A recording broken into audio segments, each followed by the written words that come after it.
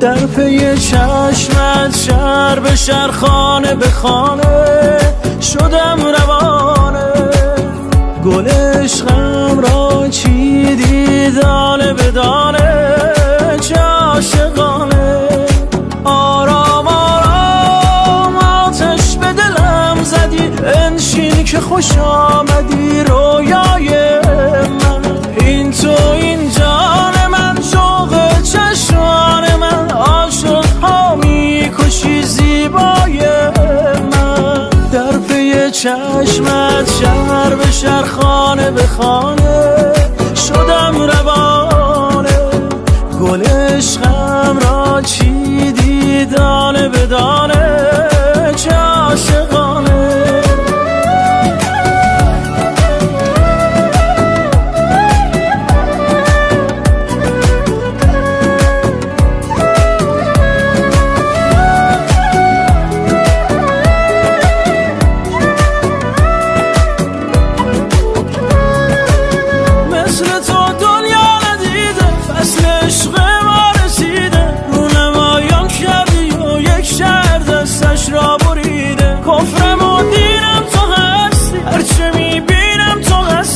ستون ها میکنم من چون کشیدم تو هستی. در پی چشمت شهر به شهر خانه به خانه شدم روانه.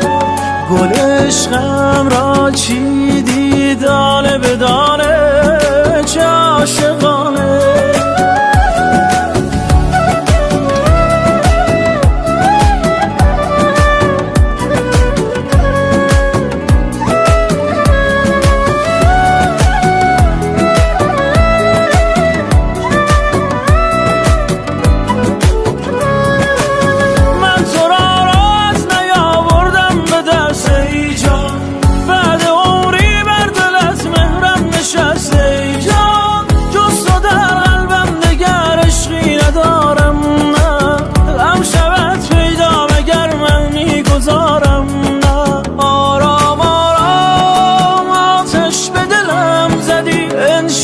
خوش